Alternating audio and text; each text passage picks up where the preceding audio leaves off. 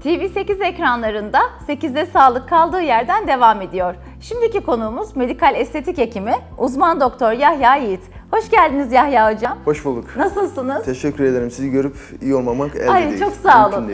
Bizler de öyle gerçekten. Çok teşekkür ederim. Yahya hocam hoş geldiniz. Hoş bulduk hocam. Hocam bundan yıllar önce, bir 10 yıl, 20 yıl önce böyle polikliniğe baktığımız zaman genelde işte yüz germe, kaş kaldırma, göz kapağı cerrahisi ile ilgili başvuranlar fazlayken artık neredeyse bunun yarısını azaldığını ve cerrahi dışı dolgu uygulamalarıyla ilgili hastaların başvurduğuna şahit oluyor. Kesinlikle. Bu da aslında günümüzde ciddi anlamda tüm yüz restorasyonu uygulamalarının ne kadar yaygınlaştığını gösteren bir belirti aslında. Tüm yüz restorasyonu siz çok sık yapan bir hekim olarak nelere dikkat ediyorsunuz, neden yapıyorsunuz, bununla ne efektler elde ediyorsunuz, biraz bahseder misiniz? Şimdi tüm yüz restorasyonlarında bir mimar gibi yaklaşmak lazım. Çünkü önce bir hayal edeceksiniz. Hani ben nasıl bir yüz ortaya çıkarabilirim? Hani bu kemik iskelet üzerinde ben nasıl bir şeyler yapabilirim? Aksi takdirde her zaman hastalardan çok duyuyoruz biz bunu. Hocam sokakta görüyoruz, hepsi birbirine benziyor. Değil. Aslında herkes ayrı bir bireydir, kemik iskeleti ayrıdır. Dolayısıyla kişiye özel çalışmak lazım. Ama yine de şunu da söylemek lazım. Yani Nişantaşı'nda böyle hepsi birbirine benzeyen garip insanlarla karşılaşıyoruz. Şimdi demek ki doğru hekimi bulmayınca da böyle bir Nişantaşı görüntüsü oluşuyor. Çok etkileniyor hocam Bizim artık. Hocanın yapmaması lazım. Yahya hocama gelsek yapmayız mesela istediğimizi. Yani tabii Siz göz demeniz önünde lazım. bulundururum. Göz önünde bulundururum ama doğru olan neyse, nasıl Evet, güzel bu olacaksa işte onu doğru yaparım. oran neyse. Kesinlikle. Yani sizin de dediğiniz gibi bizde bir mesleki deformasyon oluşuyor. Yani bazen şunu diyesin geliyor. Ya hocam gelin lütfen ben kendim öğretip kendim yapacağım diyesin geliyor o kadar. Yani sokakta geçen birine. Çünkü gerçekten çok itici geliyor. Çok yani göze hitap etmiyor. Amaç estetik durmak, güzel durmak. Yani artık estetik görünüm yok onda. Estetik bir işlem yapılmış ama estetik görünüm yok. Onu göz önünde bulundurmak lazım. Şimdi tüm yüz restorasyonlarında özellikle hyaluronik asit dolgusunu çok sık kullanıyoruz. Yüze şekil vermek için. Yani yüze bakıyoruz, nereye, ne yapılması gerekiyor? Neresi yapılırsa daha güzel olur? Hangi alana müdahale edilirse daha güzel olur? Ve bu müdahaleleri yaparken de bütünsel olarak yaklaşmak lazım. Hastanın örneğin elmacığın her tarafını yaptık diyelim ki sadece göz altını bıraktık diyelim. Göz altında çukur var mesela. Orayı yapmadık diyelim. Karşıdaki insan eğer tabii bunu bir altın oran çerçevesi içerisinde yapmışsak, yani herhangi bir örneğin çeneyi diğer alanlara göre daha fazla öne çıkarmamışsak veya dudağı diğer alanlara göre daha fazla şişirmemişsek, göz önüne çıkarmamışsak, hepsi bir altın oran çerçevesi içerisinde olduğu için tanımayan biri yüzünde işlem olduğunu dahi anlayamaz.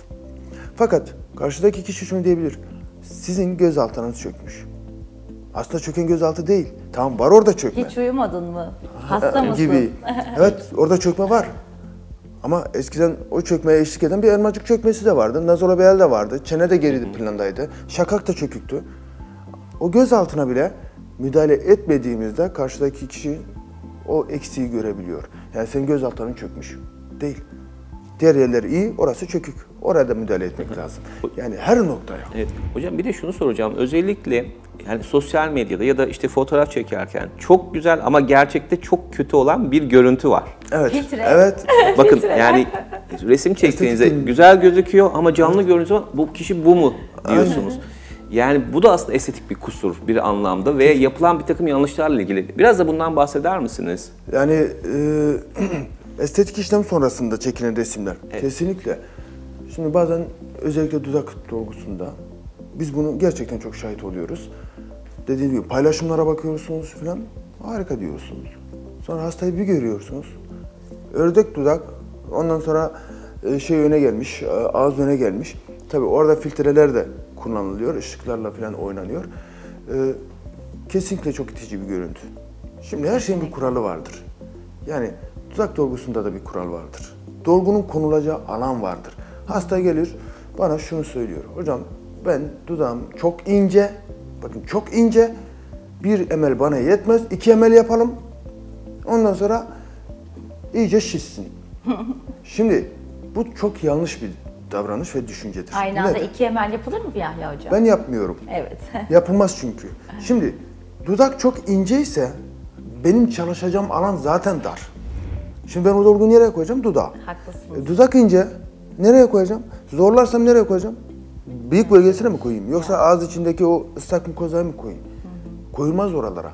Yani alan ne kadar darsa kullanılacak dolgu miktarı da o kadar az olur.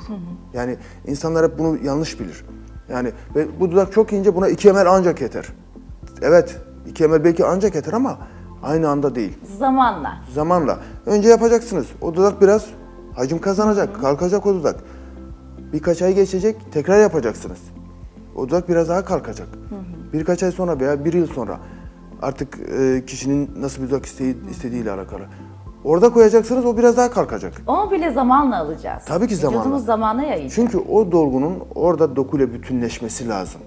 Bütünleştikten sonra bu dudak kalkar. Aynen. Peki hocam, çok soru vardır halkta ki benim danışanlarım da. Söylendiğinde işte 4 ml hoca bana böyle söyledi ama Burcu sen ne dersin derler bana genelde. Evet. Çok sayarlar 4 ml. Aslında onun yüzünün Tabii. şekline göre sizin dediğiniz gibi vermiştir belirli hocalarımız. 1 ml dolgu ne kadardır hocam? Söyleyin ekranlarda. 1 ml dolgu hacim olarak bir çay kaşığı kadardır. Ya bir çay kaşığı. Evet, bir çay kaşığı kadardır. Tabii doku içerisinde biraz su tutma, hacim kazanma özelliği var. Onu da göz önünde bulundurmak lazım.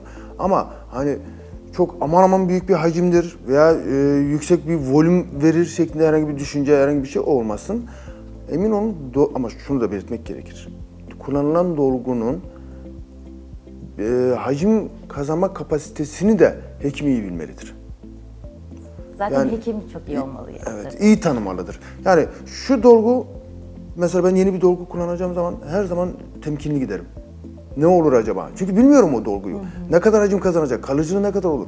Ama benim sürekli kullandığım, alıştığım, ya işte yarın ne olacağını, ertesi gün nasıl bir hacim, 6 ay sonra nasıl olacağını, 1 yıl sonra nasıl olacağını ben çok iyi biliyorum. Çünkü 7 yıllık bir tecrübeyle edinmişiz o tecrübeyi, ona göre gerekeni yapıyoruz. Çok önemli hocam. Kesinlikle. Peki bir dolguda aynı dolgu markası ve bir tane dolgu. Her yere aynı dolgu koyulur mu hocam? Şöyle söyleyeyim, hemen hemen tüm markaların sertlik ve yoğunluk açısından birbirinden farklı olan formları vardır. Mesela dudak ayrıdır. Dudak ayrıdır, elmacık kemik üstü ayrıdır, gözaltı ayrıdır. Ama bana şunu sorsanız, hocam siz, yani herkes tarafından bilinen FDA onaylı ürünler var, tamam Evet. güzel. Hepsinin atıyorum, bir markanın hem aynı ürünün hem gözaltını hem dudağını hem elmacını kullanıyor musunuz? Asla. Bakın kullanmıyorum. Evet. Başka bir markanınkinin gözaltı daha iyi Daha iyi duruyor. olabilir. Diğerinde çene daha iyi. Diğerinde dudak daha iyi. Tamam FDA onaylı ürünler ama her markanın bile duruş yeri, duruş özelliği hangi bölgede nasıl durduğu önem arz ediyor. Tecrübe konuşuyor hocam. Aynen öyle. Peki Yahya hocam, dudak dolgusu ne kadar kalır? Ne kadar süre kalır? Bu çok önemli bir soru. Evet. Çünkü dudak konusu hakikaten çok popüler. Ve kimisi yaptırıyor ve çok hızlı gitti diyor. 2 ay sonrasında gitti falan Kesinlikle, diyenler var hocam. kesinlikle. Burada tabii ürünün kullanma miktarı da önemli. Yani yarım tüp yapıldı, işte çeyrek üstte çeyrek altı tarzında, ondan sonra bundan çok büyük bir hayal bekleyenler de var. Zaten bir çay kaşığının çeyreği ne kadar olabilir ki? Yani miktar ve ürün kalitesiyle ilgili dudak dolgusundaki kalıcılık nedir? Evet, burada biraz önce bahsettiğimiz gibi ürün kalitesi ve hekimin o ürünle bütünleşmesi, ben böyle düşünürüm. Şimdi kaliteli bir ürün kesinlikle 8 ay 1 yıl kalır. Bakın yani hasta geliyor bana. Hocam 1 yıl önce dudak dolgusu yapmıştık, halen duruyor. Gerçekten duruyor. Bakın öyle hastalarımız var. Ama ben dudak dolgusu yaptım, 1 ml yaptım diyen ve 6 ay önce veya 3 ay önce yaptım, bakıyorsun hiçbir şey yok. Şimdi ürün kalitesi burada çok önemli. Hatta sadece ürünün ismi, markası veya nasıl söyleyeyim size, hani kaliteli diye bilinmişliğini değerlendirirken sadece işlem sırasındaki o hacmi veya o kalıcılığı değil, hepsini değerlendirmek lazım. Peki bu dolgu erirken nasıl eriyor? Difüz eriyor mu? Veya granulom oluşturuyor mu? Topaklanma yapıyor mu? Erirken bir yer erip bir yer kalıyor mu? Yüksek oluyor mu? Veya koyduğun dolgu o noktada duruyor mu? O bile önemli. Çünkü bazen dolgu bile doğru noktada veya doğru dolgu uygulanmazsa yer bile değiştirebiliyor. Evet. Bütün bunları değerlendirmek lazım. Ama ürün kalitesi kesinlikle çok önemli. Ve ben her zaman şunu söylerim. Hastalarım, hocam yarım ml. Ben de yarım ml yok diyorum. Niye? Çünkü bir kap düşünün. Basit bir bardak altı düşünün. Bir damla koyduğunuzda o bardağın altını doldurmaz. Bir damla su doldurduğunuzu düşünün. 2, 3, 5 damla koyduğunda o bardağın altı tamamen kaplanır. Dudak da öyledir.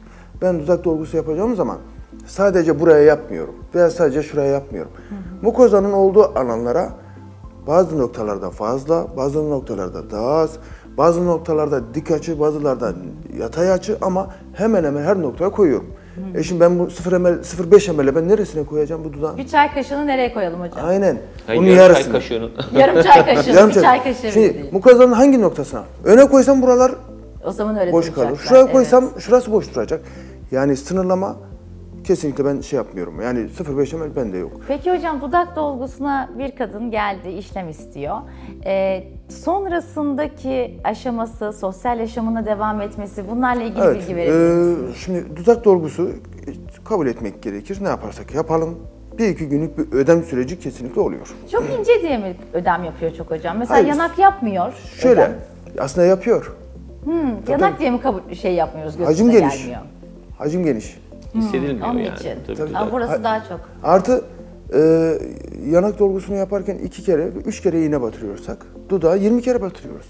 Ya benim kendi tekniğimden bahsediyorum. Evet. Ben reşep tekniği kullanıyorum. 20 kere belki iğne batırıyoruz ama bu iğneler çok ince. Artı bir de mukoza var direkt. Üstünü kapatan bir şey yok. En yumuşak alan nedir? Dudak kısmına baktığımızda mukoza kısmıdır. Hani mukoza yumuşak olduğu için ödem, şişlik ön plana gelir. Çok daha fazla. Ön tarafta çıkar. Ama diğer alanlarda deri var, daha kalın. Altında bağ doku var, daha yumuşak. Ödem olsa bile alt taraflara yayılır. Dudak dar bir alan, kişi bakınca direkt orayı görüyor. Hani ciddi olmasa bile iğneler, ince iğneler olduğu için ufak morarmalar ve ödemler olur. Onlar da 1-2 günde azalmaya başlar. Ortalama 15 gün sonrasında o dudak büyük oranda oturmuş olur zaten. Ama sosyal hayat derseniz bence 2 gün, yani aynı gün bile sosyal hayata dönebilir. Sonuçta hafif bir şişlik, çok fazla abartmamak gerekir diye düşünüyorum. Aynen. Onun dışında hani sosyal hayattan alıkoymasını gerektirecek bir durum söz konusu değil diye Aklınızda düşünüyorum. varsa iyi hekim, iyi tecrübeli hekime gerçekten dudaklarınızı emanet edebilirsiniz. Bunlardan biri Yahya hocama. Çok teşekkür Çok ederim. teşekkürler Ben hocam teşekkür vermiş ederim. olduğunuz bilgiler için. Çok sağ olun. sağ olun. Dudak konusu çok ince ve çok ayrıntılı bir konuydu. Çok güzel Kesinlikle. bilgiler verdiniz. Çok sağ olun. Çok teşekkürler. Bugün bizlerle medikal estetik hekimi uzman doktor Yahya Yiğit beraberdi ve bizlere tüm yüz restorasyonu nasıl yapılır ve ayrıntılarını, dudak dolgusu ile ilgili bilinmeyenleri söyledi. Kendisine tekrar teşekkür ederiz ve programımız kaldığımız yerden devam ediyor.